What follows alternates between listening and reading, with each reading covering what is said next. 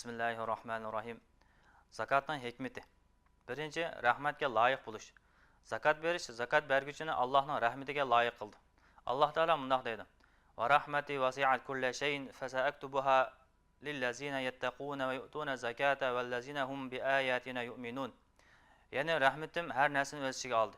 Yaqinda uni taqvodorlik qildigan, zakatni beradiganlarga va oyatlarimizga ishonadiganlarga yozaman. Ikkinchi, dunyoda bexillikdan, oxiratda do'zaxdan qutulish. Zakat berish insoniyatning nafsini bexillik va pixsiqlikning, oshko'zlik va tamaxo'rlikning razilliklaridan poklaydi.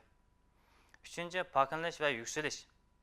Zakat berish zakat berguchining gunohdan, milini haromdan poklaydi.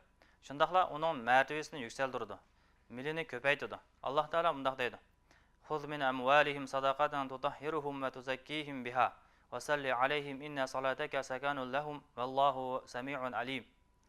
Ya'ni ularning mollaridan sadaqa olgin. Buning bilan ularni poklaysan va yuksaltirsan. Ularga duo qilgin, chunki sening duoying ularga huzur bag'ishlaydi. Alloh anglab turg'uchidir, bilib turg'uchidir. To'rtinchi, ehtiyojlarni qamdash.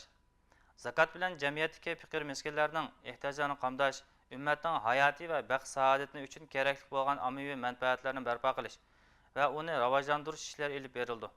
Alloh taolo bunday deydi: "Innama sadaqatu lil fuqara'i wal masakin wal 'amilina 'alayha wal mu'allifati qulubuhum va fir riqabi wal gharimina va fi sabilillahi va ibnis sabil va fariidatun minalloh vallohu alimun hakim."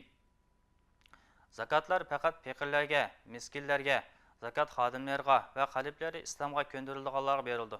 Shuningdek, qullarni ozod qilish va qarzdorlarni qarzdan qutqizish uchun Allohning yo'li va ibn sabillar uchun sarf qilindi. Bu Alloh tarafidan farz qilindi. Alloh bilguchidir, hikmat bilan ish qilguchidir.